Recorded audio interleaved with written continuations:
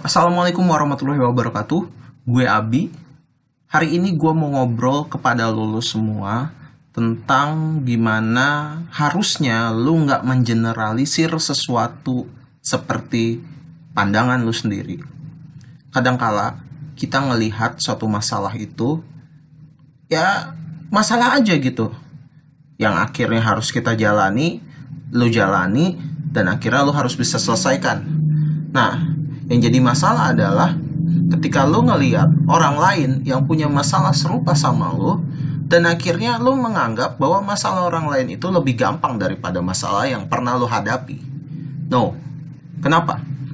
Kalau lo melihat orang lain menghadapi masalah seperti yang udah pernah lo hadapi, walaupun masalahnya serupa, belum tentu sama. Maksud gue adalah, misalnya gini deh, si A saat ini sedang putus cinta. Lo udah pernah nih ngalamin putus cinta. Lo gak bisa bilang bahwa A itu lebay misalnya kalau dia nangis gitu. Karena apa?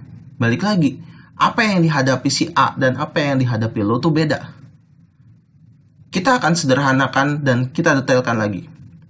Jadi misalnya gini, lo dulu putus cinta karena cowok lo atau cewek lo udah gak sayang lagi sama lo, dan akhirnya ya udah lo putus. Sedangkan si A putus cinta karena pasangannya mendua atau selingkuh.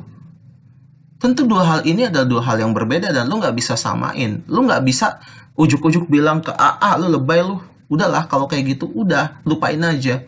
Gak bisa kayak begitu.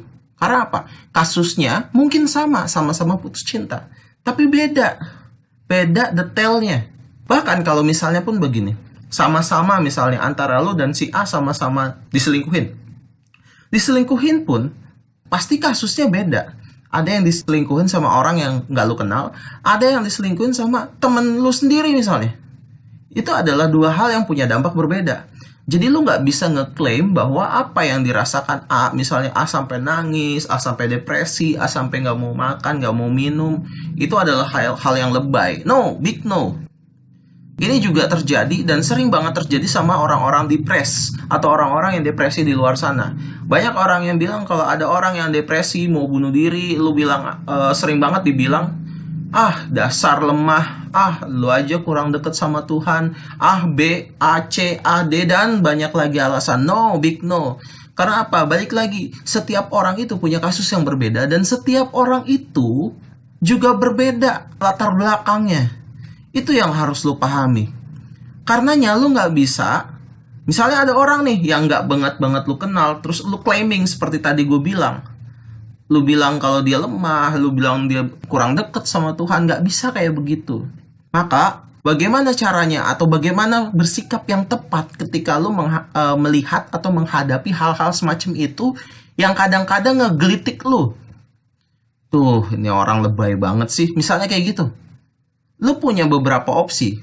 Opsi pertama, lu diemin aja. Lu boleh berpikir di dalam diri lu bahwa dia tuh lebay, bahwa dia tuh lemah, bahwa dia tuh kurang deket sama Tuhan. Boleh. Tapi ketika lu mengucapkan itu kepada orang tersebut, itu adalah hal yang harus lu pikirkan baik-baik. Karena banyak pertimbangan yang harus lu pikirkan sebelum lu ungkapkan itu. Salah satu pertimbangan terbesar adalah seberapa deket lu sama dia. Kalau lu gak deket-deket banget, jangan lu langsung claiming kayak gitu. Lu gak ngerti dia. Kecuali lu udah deket banget, lu tahu luar dalamnya kayak apa. Nah, lu boleh deh ngeklaim atau ya komentar seenak diri lu. Tapi ingat, disertai dengan solusi.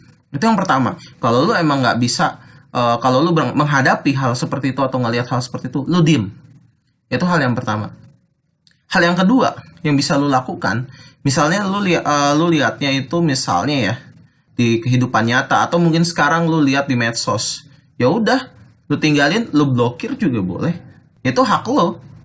Yang ketiga, sebenarnya orang-orang yang sedang depres itu, dia seneng banget kalau ada orang yang nanya. Lu cukup tanya, hey, lu kenapa? Itu aja sebenarnya udah nolong. Cuma nanya aja.